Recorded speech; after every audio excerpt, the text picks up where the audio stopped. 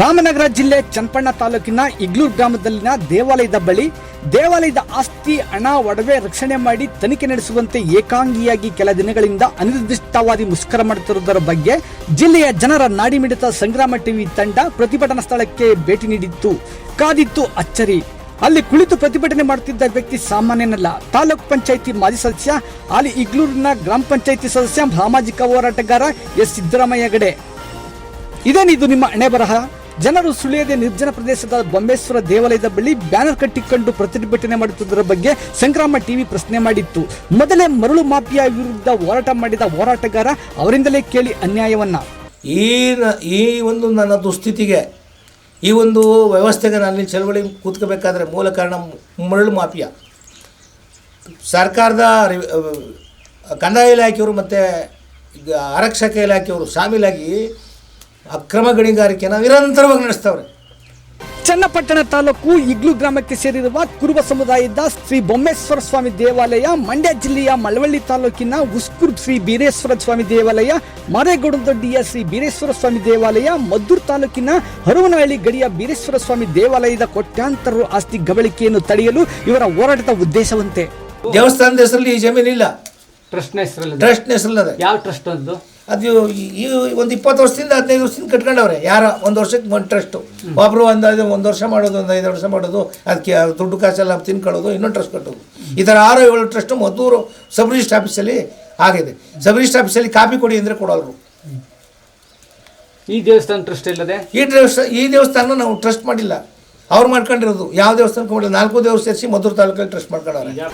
ಕುರುಬ ಸಮುದಾಯದ 5,000 ಕುಲಗಳನ್ನು ಹೊಂದಿರುವ ಈ ದೇವಾಲಯಗಳಿಗೆ ಅನಧಿಕೃತವಾಗಿ ಟ್ರಸ್ಟ್ ರಚಿಸಿಕೊಂಡು ದೇವಾಲಯದ ಆಸ್ತಿ, ಉಂಡಿ, ಹಣ, ಚಿನ್ನ, ಬೆಳ್ಳಿ, ಆಭರಣಗಳನ್ನು ಲೂಟಿ ಮಾಡುತ್ತಿದ್ದಾರೆ. ರಕ್ಷಣೆ ಮಾಡಿ, ತನಿಖೆ ಮಾಡಿ, ದೇವಾಲಯದ ಆಸ್ತಿ ಉಳಿಸಿ ಎಂದು ಪ್ರತಿಭಟನೆಗಿಳಿದು 15 ದಿನಗಳಾಗಿವೆ ಎನ್ನುತ್ತಾರೆ.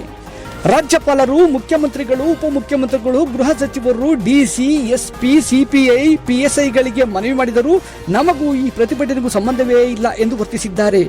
ಈಗಾಗಲೇ ಮರಳು ಮಾಫಿಯಾ ಹಾಗೂ ದೇವಾಲಯದ ಆಸ್ತಿ ಗಬಳಿಕೆಯವರು ನನ್ನ ಕೊಲೆಗೆ ಮುಂದಾಗಿದ್ದಾರೆ ಎಂದು ಅಕ್ಕೂರು ಪೊಲೀಸ್ನವರಿಗೆ ಮನವಿ ಮಾಡಿದರೂ ನನ್ನ ಪ್ರಾಣಕ್ಕೆ ಬೆಲೆಯಿಲ್ಲದಂತಾಗಿದೆ ಎಂದು ಬೇಸರಿಸಿದ್ದಾರೆ. ನಾನು ಚಳವಳಿಯ ಕುಂತಿರುವ ಉದ್ದೇಶ,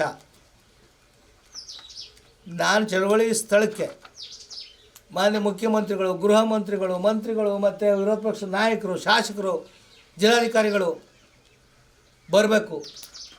ಅಕ್ರಮವಾಗಿ, ಅನಧಿಕೃತವಾಗಿ ನಮ್ಮ ದೇವಸ್ಥಾನಗಳ ಟ್ರಸ್ಟನ್ನು ಅನಧಿಕೃತವಾಗಿ ಕಟ್ಟಿರ್ತಕ್ಕಂಥ ಟ್ರಸ್ಟ್ನವ್ರ ಮೇಲೆ ಕ್ರಮ ತಗೋಬೇಕು, ಲೆಕ್ಕ ತಗೋಬೇಕು.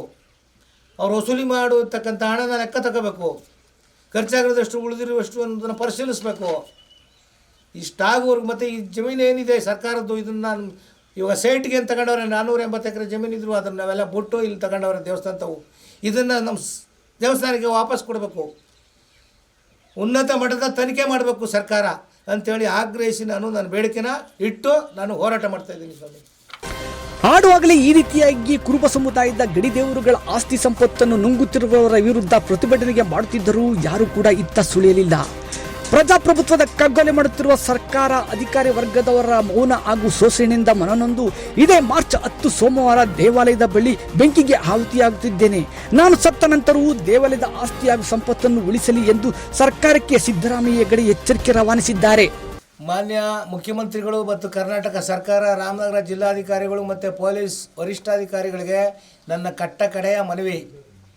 ನಾನು 2023 ನವೆಂಬರಿಂದ ಈಲಾಗಾಯಿತು ತಮ್ಮ ಸರ್ಕಾರಕ್ಕೆ ತಮಗೆ ಸಲ್ಲಿಸಿರ್ತಕ್ಕಂಥ ದೂರುಗಳನ್ನು ತಾವು ಇನ್ನಾದರೂ ಪರಿಶೀಲನೆ ಮಾಡಿ ಪರಿಗಣಿಸಿ ಆ ದೂರುಗಳ ಆಧಾರದ ಮೇಲೆ ಸೂಕ್ತ ಕಾನೂನು ಕ್ರಮ ತಗೋಬೇಕು ಅಂತೇಳಿ ಆಗ್ರಹ ಮಾಡ್ತಾ, ನಾನು ಧರಣಿ ಸತ್ಯಾಗ್ರಹವನ್ನು ಮಾಡ್ತಾ ಇರ್ತಕ್ಕಂಥ ಸ್ಥಳಕ್ಕೆ ತಾವು ಬರಬೇಕು, ಭೇಟಿ ನೀಡಬೇಕು ಅಂತೇಳಿ ಒತ್ತಾಯಿಸ್ತಾ, ತಾವೇನಾದರೂ ಭಾನುವಾರ ಅಂತಂದರೆ 9ನೇ ತಾರೀಕಿನೊಳಗೆ ತಾವು ಈ ನನ್ನ ದೂರನ್ನ ಕೊಟ್ಟಿರ್ತಕ್ಕಂಥ ದೂರುಗಳ ಆಧಾರದ ಮೇಲೆ ಕ್ರಮ ತಗೋದೇ ಹೋದರೆ, ತಾವು ಭೇಟಿ ಕೊಡದೆ ಹೋದರೆ ನನ್ನನ್ನು 1 ವರ್ಷದಿಂದ ನಿರ್ಲಕ್ಷ್ಯ ಮಾಡಿರೋದಕ್ಕೆ, ಸತ್ಯ ಧರ್ಮಕ್ಕೆ ಕಾಲ ಇಲ್ಲ ಅಂಥೇಳಿ ಸರ್ಕಾರದ ವಿರುದ್ಧವಾಗಿ ನಾನು ಆತ್ಮಾಹುತಿ ಸತ್ಯಾಗ್ರಹವನ್ನು ಮಾಡ್ತಾಯಿದ್ದೀನಿ.